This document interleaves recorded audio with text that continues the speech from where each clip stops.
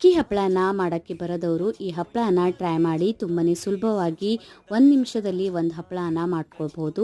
ತುಂಬಾ ಗರಿಗರಿಯಾಗಿರುತ್ತೆ. ಅಕ್ಕಿಯನ್ನು ನೆನೆಸ್ಕೊಂಡ್ಬಿಟ್ಟು ರುಬ್ಕೊಂಡಿದ್ದೀನಿ. ಇದಕ್ಕೆ ಈ ಕನ್ಸಿಸ್ಟೆನ್ಸಿಯಲ್ಲಿ ನೀರನ್ನು ಹಾಕ್ಕೊಂಡ್ಬಿಟ್ಟು ಮಿಕ್ಸ್ ಮಾಡ್ಕೊಳ್ಳಿ. ಬಿಳಿ ಎಳ್ಳು, ರುಚಿಗೆ ತಕ್ಕಷ್ಟು ಉಪ್ಪನ್ನು ಸೇರಿಸ್ಕೊಂಡಿದ್ದೀನಿ. ಪ್ಲೇಟ್ ಮೇಲೆ ಹಿಟ್ಟನ್ನು ಹಾಕ್ಕೊಂಡ್ಬಿಟ್ಟು ಸ್ಪ್ರೆಡ್ ಮಾಡ್ಕೊಳ್ಬೇಕು.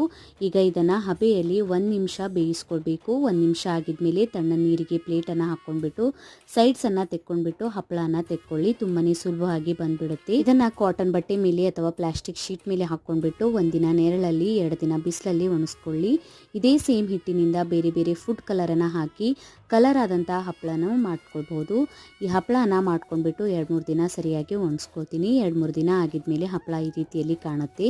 ಎಣ್ಣೆಯಲ್ಲಿ ಫ್ರೈ ಮಾಡಿದಾಗ 2 ಪಟ್ಟಷ್ಟು ಅರಳುತ್ತೆ. ಫುಲ್ ವಿಡಿಯೋನ ಯೂಟ್ಯೂಬ್ ಚಾನಲ್ಗೆ ಅಪ್ಲೋಡ್ ಮಾಡಿದ್ದೀನಿ. ಲಿಂಕ್ ಬೇಕಾಗಿತ್ತಂದರೆ ಕಮೆಂಟ್ ಒಳಗೆ ಲಿಂಕ್ ಅಂತ ಕಮೆಂಟ್ ಮಾಡಿ DM ಮಾಡ್ತೀನಿ. ವಿಡಿಯೋ ಇಷ್ಟ ಆಗಿತ್ತಂದರೆ ಲೈಕ್ ಶೇರ್ ಮಾಡಿ. Thank you.